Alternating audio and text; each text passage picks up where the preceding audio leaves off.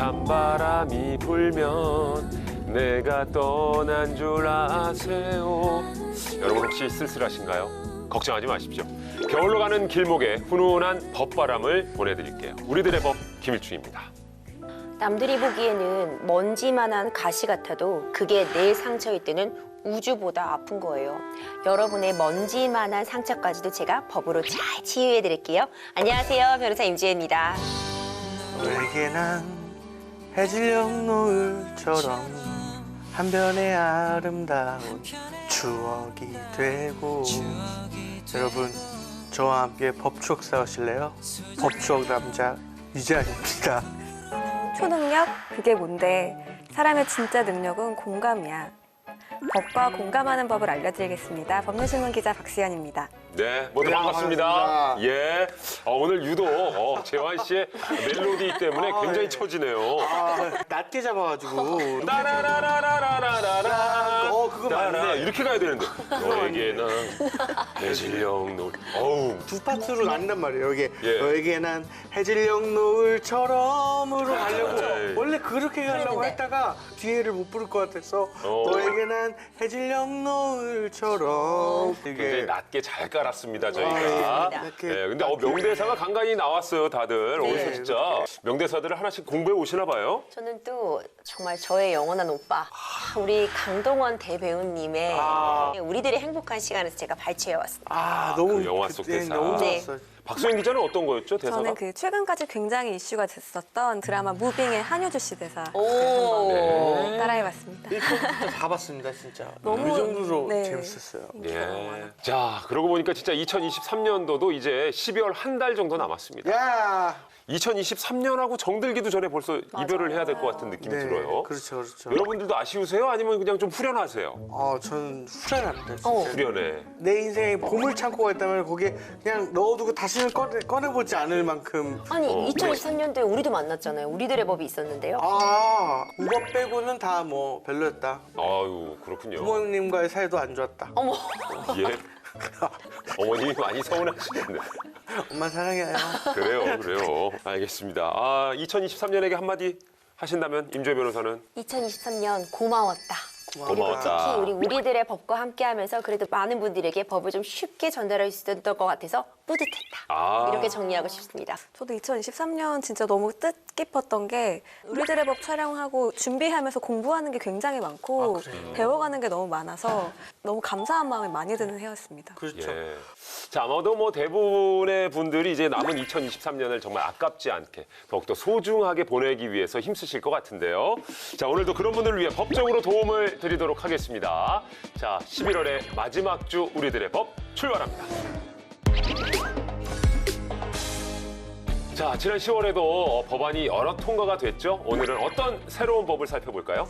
네, 저희 지난번에 의료기관에서 바로 출산을 알리는 출산 통보제 통과됐다고 말씀드렸습니다. 재원 씨 혹시 기억하시나요? 알죠. 재현아, 너는 10월 30일에 태어났어. 라고 병원에서 지자체로 바로 알리는 거. 10월 31일생이에요? 예. 우리 왜 몰랐지? 왜요? 저는 한참 지났는데 우리가 모르고 지나가서 나가서. 예.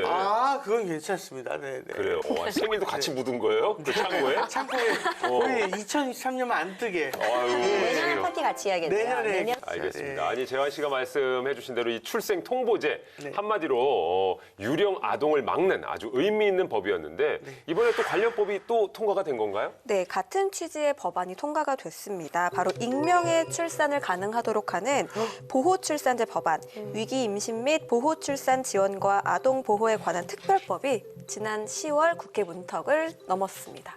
자, 그러니까 익명의 출산을 가능하게 한다. 그렇다면 신원을 숨기고도 출산을 할 수 있다. 뭐 그런 뜻인가요? 네, 그렇습니다. 정확하게 이해하신 거예요. 이제 보호출산제는 임산부가 자신의 신원을 숨기고 의료기관에서 출산을 할 수 있도록 하는 내용입니다.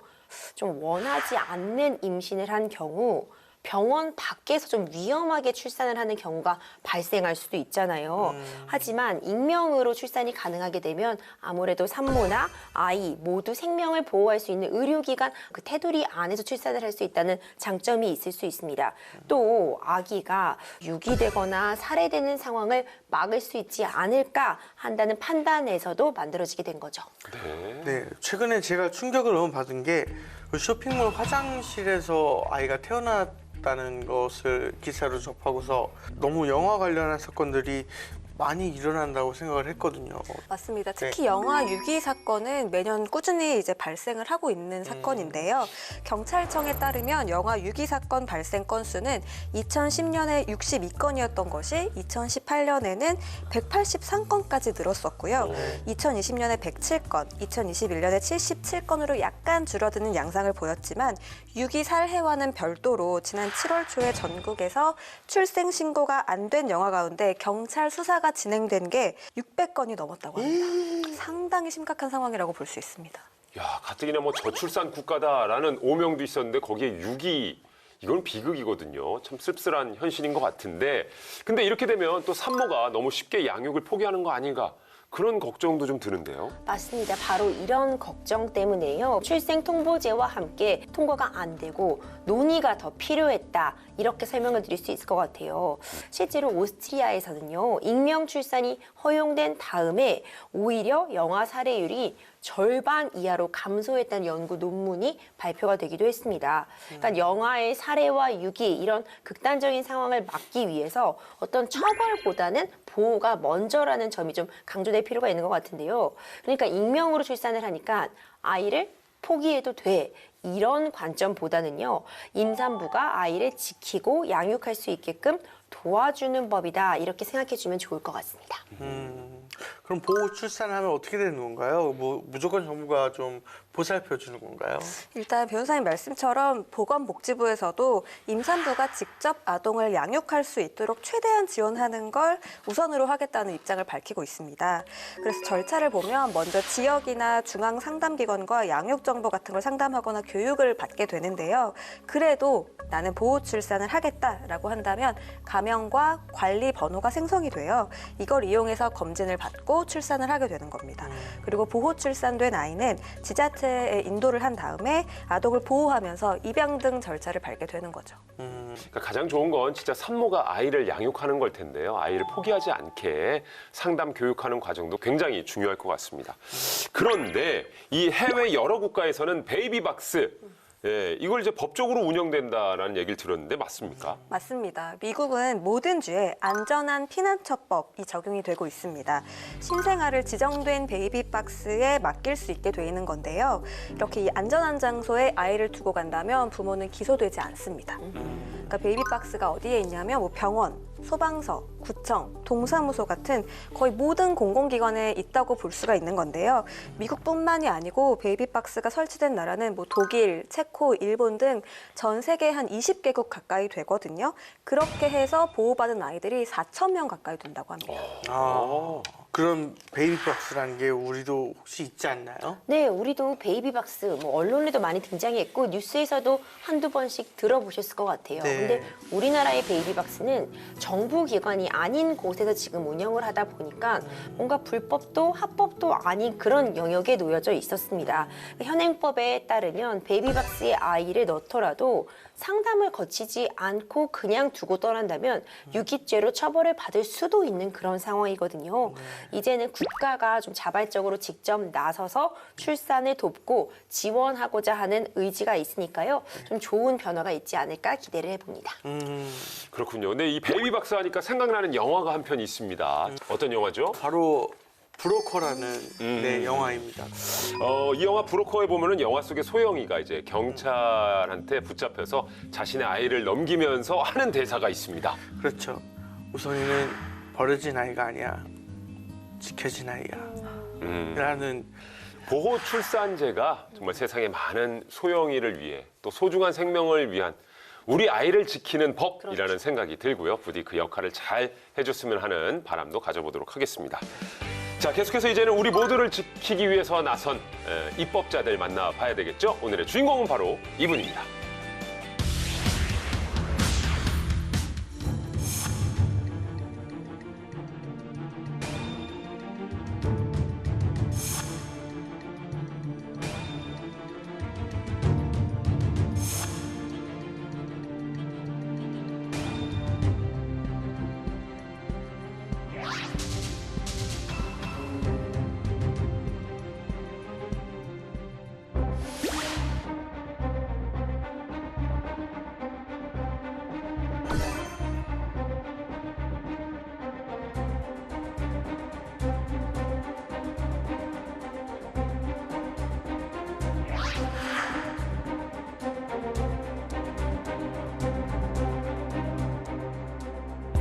아이디어를 탈취당한 중소기업이 대기업을 상대로 소송을 했다가 90%가 패소를 합니다. 부정 경쟁 행위자에게 2천만 원 이하의 과태료를 부과하는 근거를 우리나라는 이 특허 데이터를 관리하고 활용할 수 있는 법적 근거가 미비한 상황입니다. 그래서 이 데이터를 잘 관리를 하면 중요한 기술의 해외 유출을 방지하는데 아주 유익하게 활용할 수가 있습니다.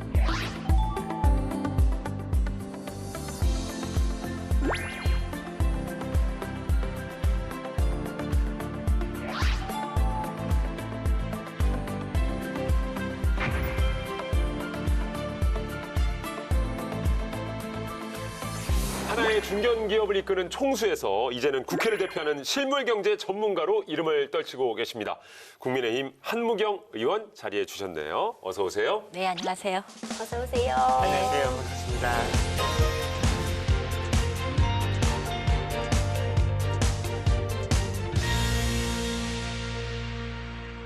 예, 의원님 반갑습니다. 특히나 올해 국회 방송에서 얼굴을 많이 뵙는 것 같아요. 그렇죠? 예, 예. 진짜 고맙게도 원래 국회 방송에서 진행하는 프로그램에 제가 자주 나오게 됐는데요. 근데 제가 가장 출연하고 싶었던 방송이 바로 오늘 하는 우리들의 법입니다. 근데 오늘 드디어 출연하게 돼서 굉장히 큰 영광입니다. 특별히 이렇게 출연하고 싶으신 이유가 있으셨을까요? 제가 너무 아무래도- 깊게 들어갔나요? 예, 국회가 법을 만드는 곳이지 그렇죠. 않습니까? 근데 실제로 어떤 법이 어떤 이유로 해서 만들어지는지 굉장히 홍보가 안 돼 있어요. 근데 네. 우리들의 법이 유일하게 어떤 법이 무슨 이유로 만들어졌는가에 대해서 이렇게 설명하는 자리라서 저는 큰 기대를 가지고 왔습니다. 감사합니다. 오늘 저희도 큰 기대감을 안고 이제 발의한 내용 청해 들어볼 텐데요. 자, 지금 이제 11월 말 12월 초니까 정기국회 100일로 치면 이제 정식 일정은 거의 다 돼가고 있는 시점이고요. 하지만 뭐 이제 12월까지도 법안 처리에 뭐 하실 일도 정말 많으실 것 같습니다. 요즘 가장 바쁘고 중요한 일은 우리 의원님께는 어떤 일일까요? 이제 예산 시즌이 왔습니다. 근데 비례대표는 지역구가 전국구예요. 네. 그러다 보니까 전국에 있는 다양한 곳에서 예산에 관해서 문의가 많이 오고요. 그리고 다양한 직능 단체에서도 필요한 예산에 대해서 이렇게 문의가 많이 오고 있기 때문에 이거에 대한 어떤 준비를 지금 하고 있습니다. 사실 또 의원님 제법 조금 시간이 지나긴 했는데 올해 또 상을 수상하신 게 있지 않습니까? 그 법률 소비자 연맹의 대한민국 헌정 대상을 수상을 하셨는데 개인적으로도 의미가 조금 크실 것 같습니다. 어떠세요? 그렇죠. 이렇게 상은 많이 받으면 받을수록 좋은 것 같고요. 또 그럼요. 축하도 많이 해주면 네, 해줄수록 좋죠, 좋죠. 예, 좋은 것 같은데요. 이제 기업을 경영하다 보니까 현실적으로 이제 딱 맞닥뜨리는 게 규제입니다. 그래서 저는 개인적으로 이렇게 규제를 만들기보다는 인센티브를 통해서 기업이 자유롭게 경제 활동을 하게 함으로써 국가 경제의 성장으로도 이어지는 선순환 구조가 되어야 된다고 저는 생각을 하고 있습니다.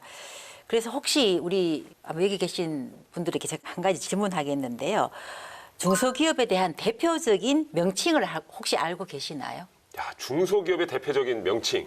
보통 그러면 아무래도 든든한 허리, 그렇죠? 아니면 뭐 사다리 역할, 뭐 중추적인 역할, 뭐 이런 표현들을 좀 많이 쓸 것 같은데. 예, 보통 우리가 중소기업을 일컫는 명칭으로 9980을 많이 이야기하고 있습니다. 9980 이요? 예.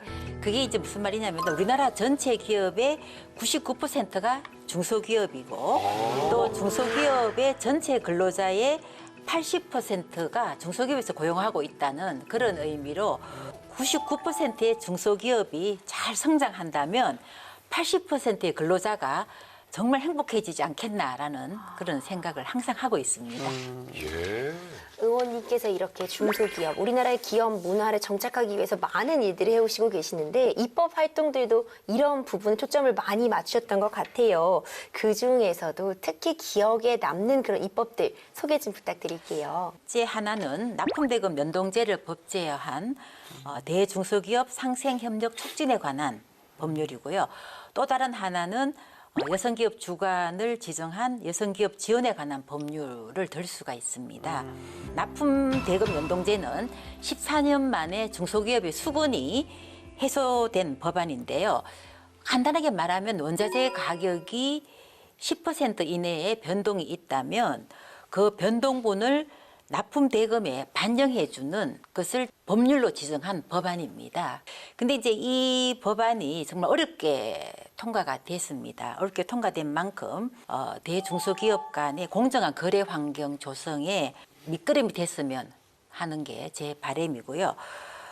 그리고 두 번째로 그 여성기업 주관을 지정한 여성기업 지원에 관한 법률은 저는 여성기업과 남성기업을 비유할 때 제가 세발 자전거를 많이 비유를 하는데요. 세발 자전거 바퀴가 3개지 않습니까? 네. 그래서 제일 앞에 있는 바퀴는 우리가 정부, 중소기업 벤처 부를 뜻하고요. 뒤에 있는 바퀴 2개는 하나는 여성기업, 하나는 남성기업이라고 표현되면은 뒤에 있는 바퀴의 사이즈가 같아야지 이 세발 자전거가 제대로의 속력을 낼 수가 있지 않습니까? 그런데 아직은 우리가 이 뒤에 있는 2바퀴 중에 아직은 남성기업의 바퀴가 좀 더 큰 것 같아요. 그래서 1년간에 한 주를 여성기업 주간으로 지정하는 법안을 만들었습니다. 그래서 매년 7월 첫째 주가 여성기업 주간으로 지정이 되어서 지금 현재 계속 시행이 되고 있습니다. 아, 그렇군요.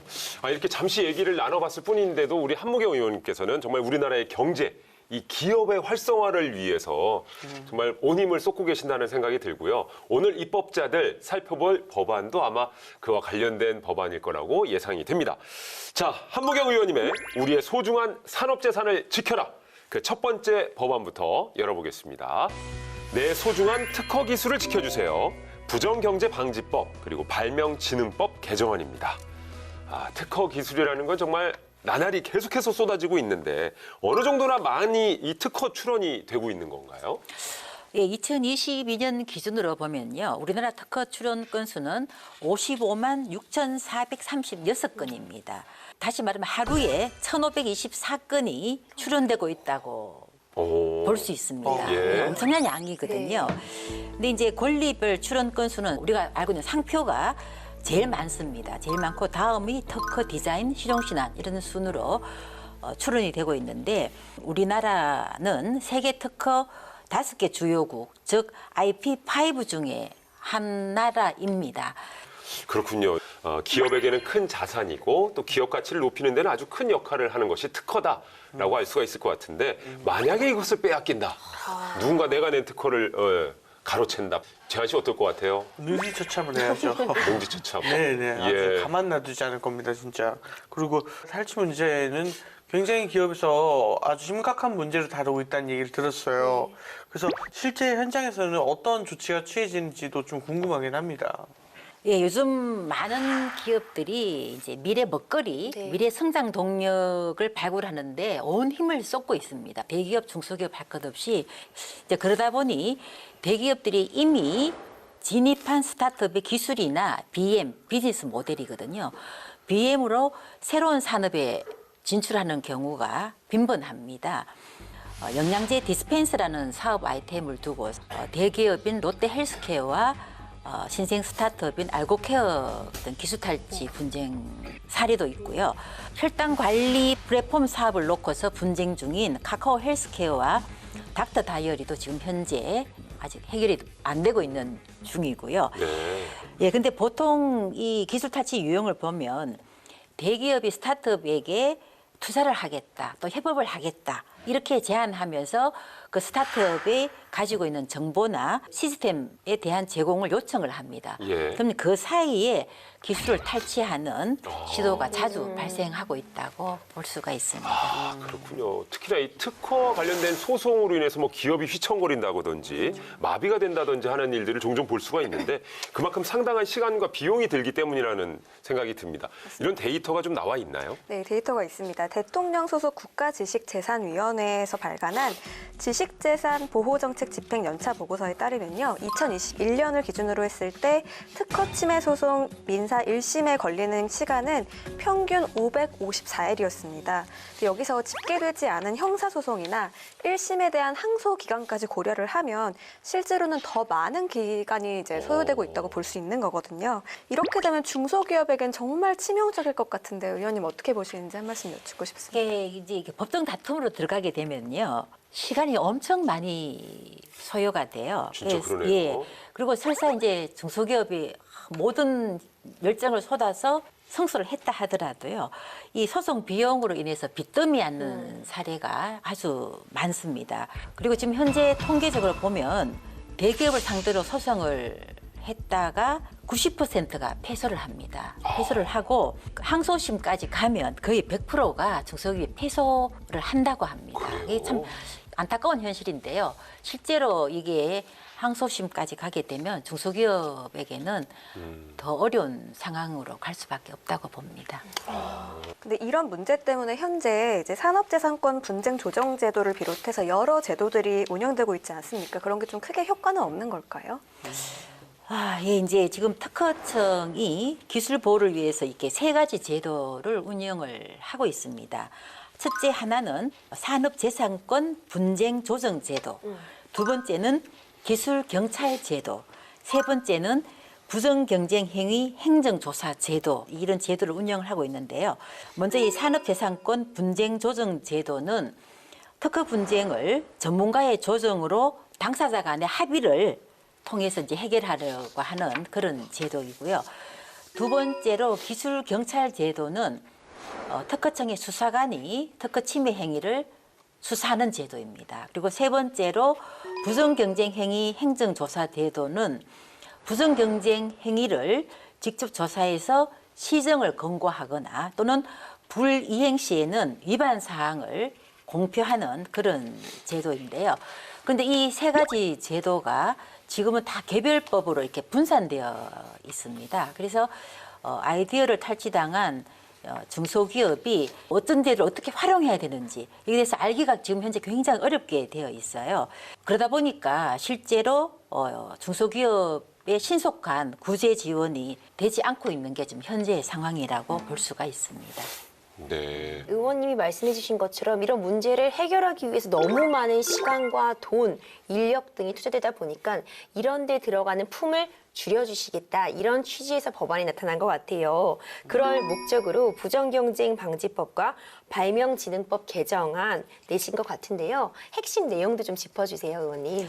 예, 먼저 이제 부정경쟁방지법은요, 부정경쟁행위자에게 시정명령과 더불어서 불이행할 때는 2천만 원 이하의 과태료를 부과하는 근거를 마련을 했습니다. 현행 부정경쟁 행위에 대한 행정조사는 시정 권고와 불이행 시 공표만 가능해서 어떻게 보면 강제력이 없다는 한계가 있습니다.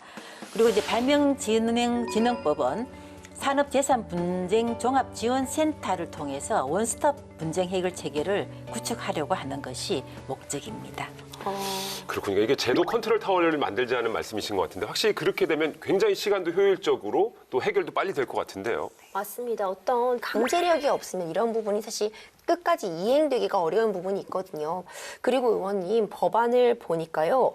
분쟁 조정위에 상임위원을 두자는 내용도 담으셨더라고요. 아무래도 좀 기술 부분이나 특허 부분에 있어서 전문성을 갖춘 인력들을 대거 투입하자 이런 취지실까요?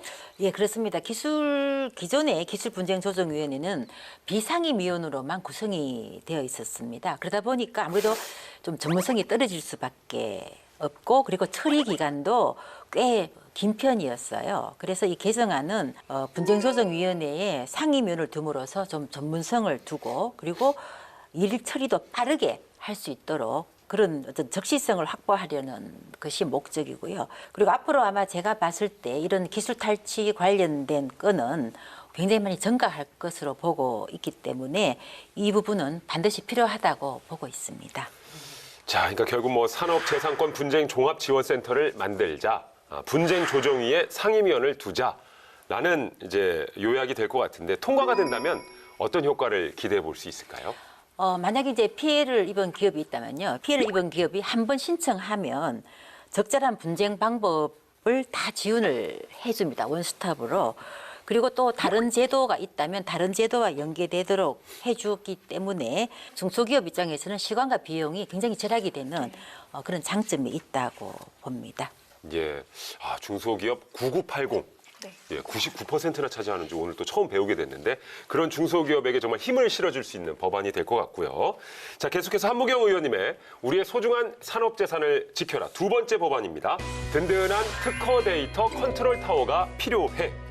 산업재산정보법 그리고 발명진흥법 개정안입니다. 이번에는 특허 데이터 컨트롤 타워입니다. 뭐 지금 이제 특히나 첨단 기술은 특허 데이터의 중요성이 날로 커지고 있다는 얘기를 들었는데요. 근데 우리나라는 이런 특허 데이터를 활용할 수 있는 법 제도가 현재는 없는 건가요? 예, 그렇습니다.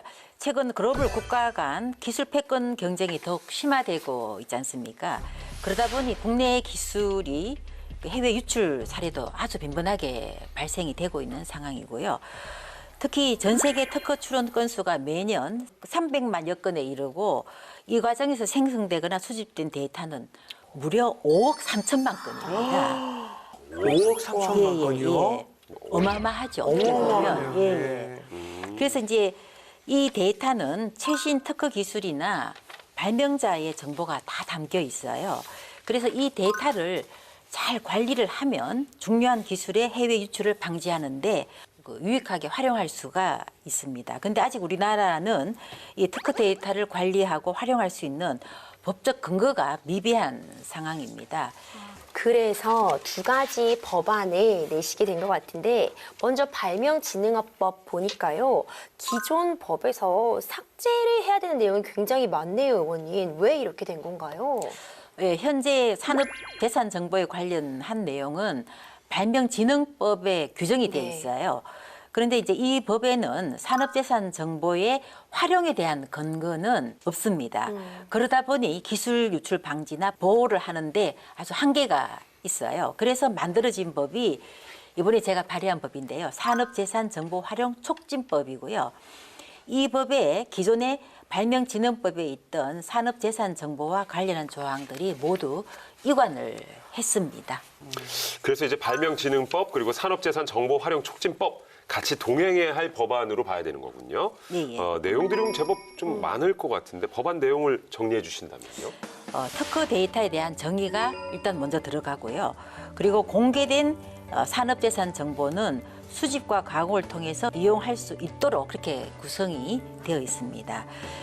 그리고 이미 특허 공보에는 발명자의 성명이나 주소 그리고 특허 출원 연원일 등의 정보가 담겨져 있습니다. 그래서 산업재산정보활용촉진법은 이런 정보를 가공, 활용할 수 있도록 했다고 이야기를 할 수가 있고요. 그리고 또한 국가 안보나 국민 경제에 중요한 영향을 미치는 신기술인 경우에는 그 기술의 보호를 위해서 관련 정보를 국가행정기관에 제공할 수 있도록 근거를 또한 마련을 했습니다. 특히 현재 출원단 특허는 1년 6개월 이후에야 공개가 되는데요. 지금까지는 그 기간 동안에 국가행정기관에서도 자료를 제공할 수가 없었습니다. 그래서 이 법을 통해서 미공개 기간일지라도 국가행정기관에는 자료를 제공할 수 있게 만들어놨다고 볼 수가 있습니다. 그 특허 데이터를 볼 수는 있는데 활용할 근거는 없다. 뭐 이런 말씀이신 것 같은데 박 기자님 해외에서는 어떻게 이게 운영이 되고 있습니까? 이게 미국이랑 유럽 특허청의 경우에는 수석 이코노미스트를 두고 산업 특허 빅데이터를 분석을 해서 신산업 경쟁력을 진단하고 기술 발전 방향과 시장을 전망을 하고 있습니다.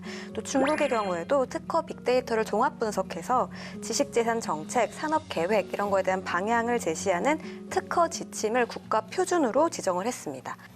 그러니까 이거 잘 활용하면 아주 효과가 클 것 같은데요. 이 산업재산정보, 그죠? 현재 우리나라는 개인정보법이 굉장히 강하게 돼 있어요. 그래서 개인정보보호법으로 인해서 특허 데이터 관련 인력 DB 구축에 한계가 인 게 사실이고요. 이 법이 통과가 되면 특허 DB를 구축할 수가 있게 되고 그리고 해당 특허 기술 인력 분포 현황이라든지 또는 해외 이직 현황 그리고 경쟁 기업의 기술 개발 전략 등을 이 DB를 통해서 파악할 수 있을 것으로 기대를 합니다. 그런데 좀 걱정이 되는 게 정보 공개를 하면 정보 주체가 어떠한 그런 이익 또는 권리 같은 거를 침해를 당할 수도 있다 이렇게 생각을 하거든요.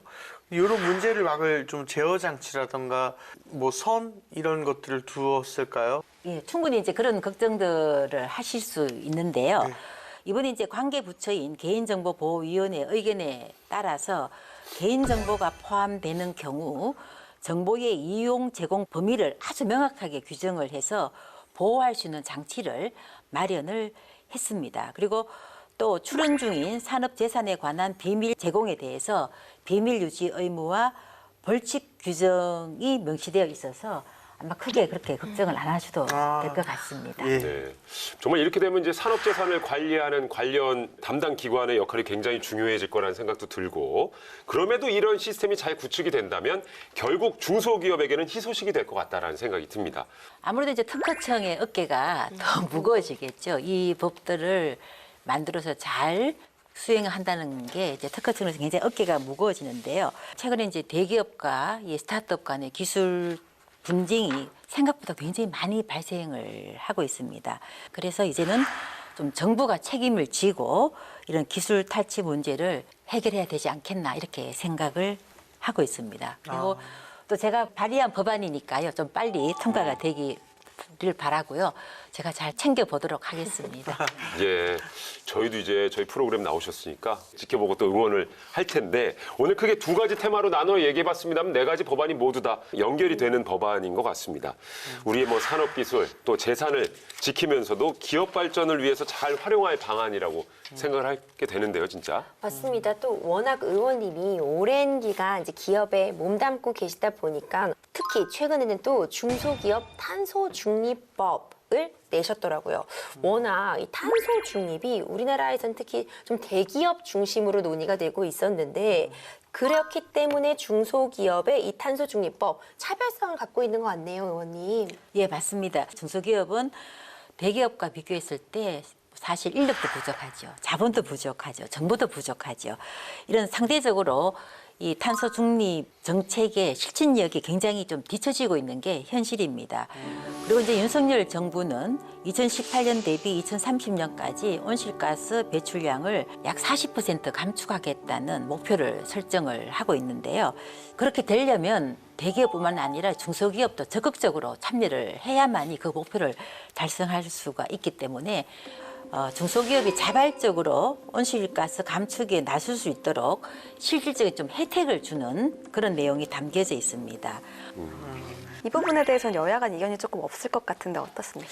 온실가스 감축은 여야 할 것 없이 중요한 아젠다로 생각을 하고 있기 때문에 큰 이슈는 없어서 아마 좀 비교적 빨리 통과될 것 같다라는 그런 예상을 하고 있습니다. 예, 알겠습니다. 재환 씨, 네. 어떻게 삼행시 준비는 잘 돼가고 있어요? 예, 질문이 또 있으시면 의원님께. 아, 그렇죠. 혹시 겨울 좋아하세요?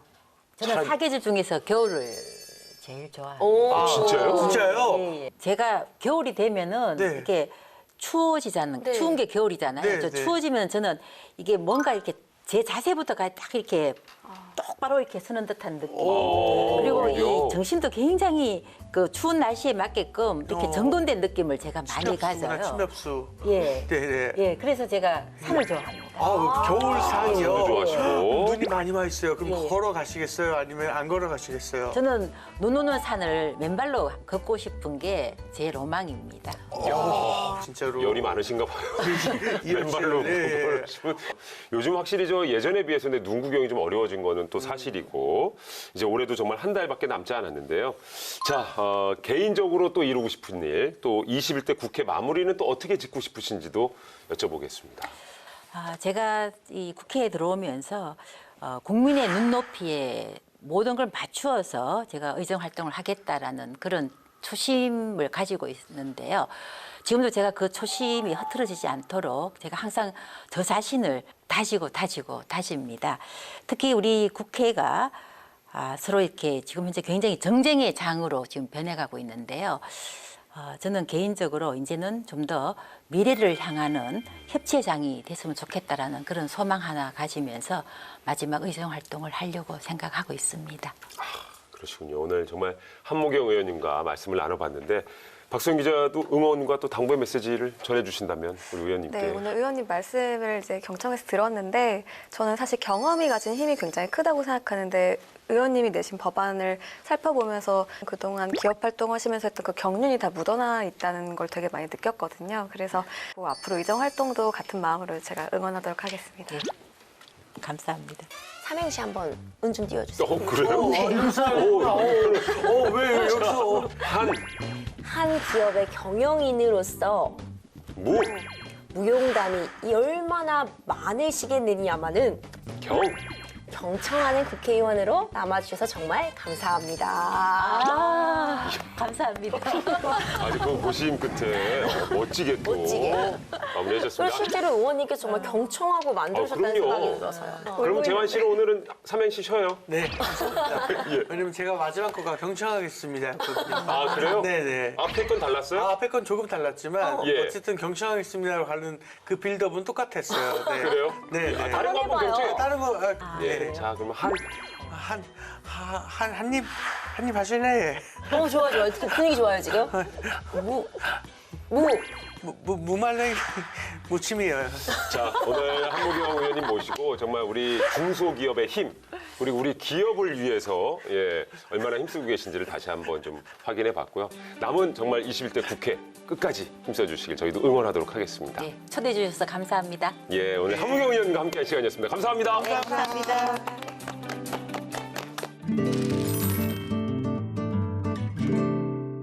법을 몰랐다고요? 아니면 법을 잘못 알고 있었다고요? 제대로 법 읽는 방법을 알려드리는 시간, 법 읽어드립니다. 자, 보통 대학 때까지도 생활비를 받는 경우가 있습니다. 세 분은 어떠셨어요? 대학 생활 때. 저는 기본적으로 장학금도 좀 받았고 사실 대학 시절에는 용돈 받았죠. 부모님께 네. 용돈 받아서 그걸로 쓰고 다니고 생활비 하고 했습니다. 역시 똑부러져요. 저는 다른 친구들을 위해서 전 장학금을 포기했어요. 아하. 예. 이런 이타적인 사람. 그러니까. 이런 이타적인 사람. 저는 장학금은 저도 양보를 하고 의외로 막 학고 받고 그런 거 아니에요? 그것까지는 아니지만 아, 그러셨어요? 공부는 열심히 했지만 예. 이제 아르바이트도 하고 오. 또 용돈도 받으면서 그렇게 해서 지냈던 것 같습니다. 장학금까지는 안 받으셨구나. 그렇구나. 이미지랑은 조금 다르죠.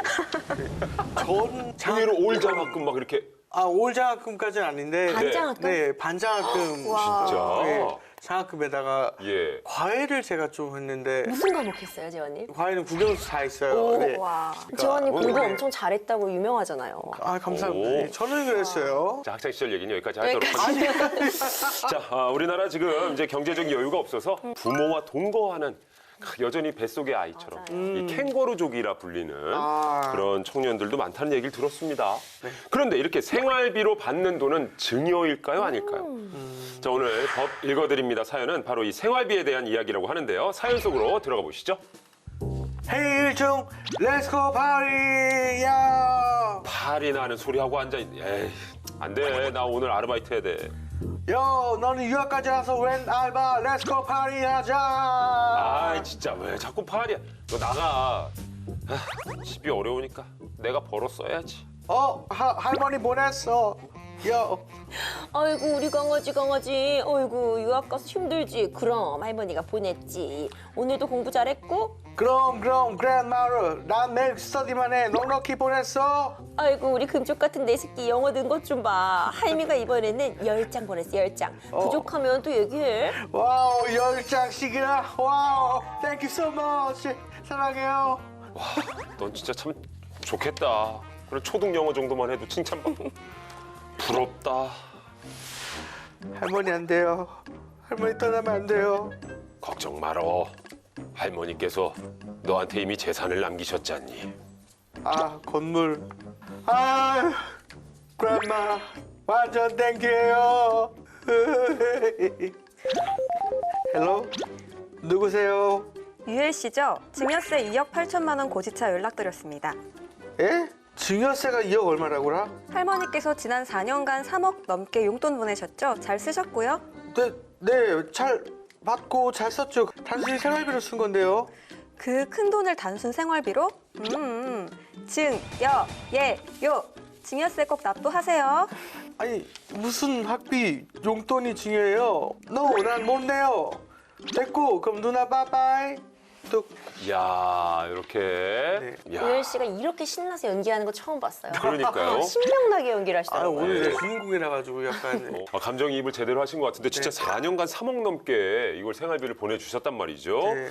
손자가 유학을 갔고 뭐 학비, 생활비 쪽으로 할머니께서 큰 돈을 보내주신 것 같습니다. 이게 실제로 있었던 일인 거죠? 그렇습니다. A 씨는 지난 2011년부터 2014년까지 약 4년 동안 미국에서 유학 생활을 했는데요. 유학 기간 동안 친할머니께서 학비에 보태라고 매년 800만 원에서 1000만 원의 용돈을 송금을 했습니다. 매달? 예, 이렇게 해서 A 씨가 4년 동안 받은 돈이 무려 3억 3천만 원에 달합니다. 하지만 A 씨는 이제 할머니가 돌아가시면서 이게 문제가 발생을 했거든요.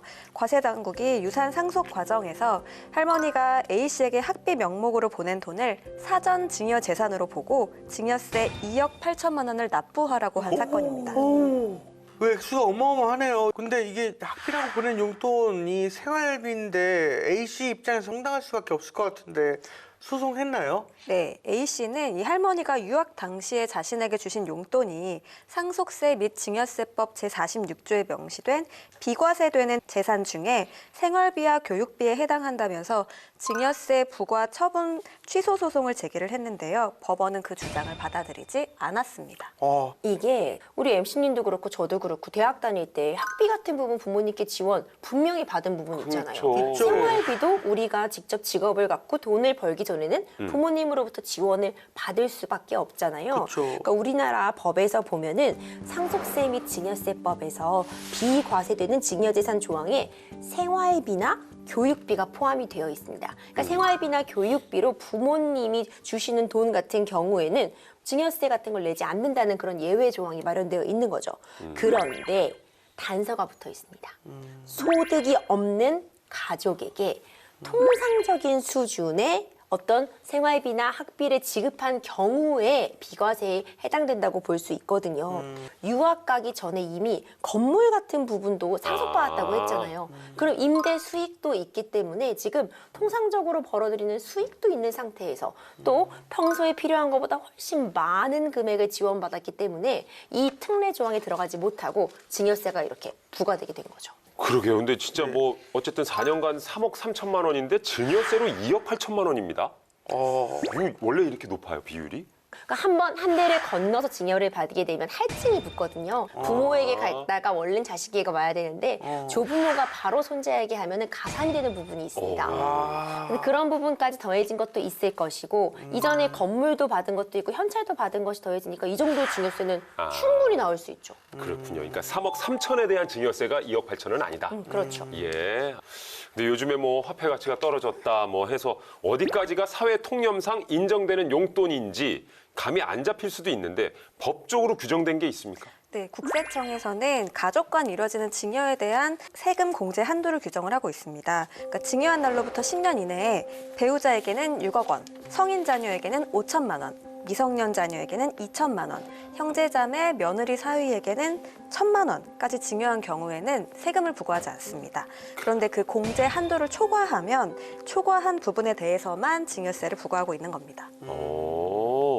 그러니까 배우자에게는 6억 원까지는 돈을 줄 수 있다. 네, 맞습니다. 하지만 나머지는 자녀에게는 5천만 원. 어떻게 보면 또 지금 시대랑 안 맞는 그렇죠. 것 같다는 생각도 좀 네. 들기도 하고. 네, 그렇죠. 재환 씨는 네. 뭐 미리 증여 받으신 거 있어요? 없어요. 뭐 어머니 사랑? 어우, 네. 그럼 세금 내지 말고 그거는 네. 오롯이 다 가져요. 그러게요, 진짜. 예. 사랑만큼은 건드리기만 해봐 아주 그냥. 근데 어쨌든 뭐 이제 할머니한테 용돈을 꾸준히 받았고 뭐 또 적금도 들 수 있는 거 아니에요, 만약에? 안 됩니다. 적금 들면 안 돼요. 적금 들면 왜냐하면 안 이게 돼요? 생활비로 용돈을 받은 사람이 소득이 없다고 하더라도 만약에 그 받은 돈을 막 적금, 네. 예금, 뭐 주식, 부동산 투자 이런 데 사용했으면 증여세가 부과가 될 수 있는 거예요. 그러니까 이게 명목만 생활비인 거지 그렇게 되면 재산 증식의 목적으로 사용을 한 거기 때문에 부과될 수 있는 거죠. 이야, 그러면은 결혼이나 네. 이런 거 할 때 아유 이런 거 뭐 혼수할 때 써 그래서 뭐 이렇게 크게 좀 주실 수도 있고 맞아요. 하는데 이것도 증여세를 그럼 내야 되는 거예요? 또 그렇지는 않습니다. 또 이 상속세 및 증여세법 제46조에 보면요. 그 사회통념상 인정이 되는 이재 구호금품, 치료비, 피부양자의 생활비, 교육비, 그 밖에 유사한 것으로 대통령령으로 정하는 금액에 대해서는 증여세를 부과하지 않는다고 되어 있는데요.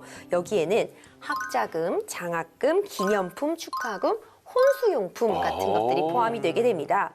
그리고 법원에서 이 사건에 또 주목한 점이 있는데 바로 조부모의 부양 의무입니다. 어허. 지금 손자였잖아요. 유엘 씨가 네. 손자였잖아요. 근데 네. 지금 할머니가 이렇게 무한한 사랑과 금전적인 지원을 해주시고 있는 네. 건데 이미 이 사건에서 본인도 어느 정도 경제적인 능력을 할 수 있었고 그리고 부모님도 계시는 상황이었잖아요.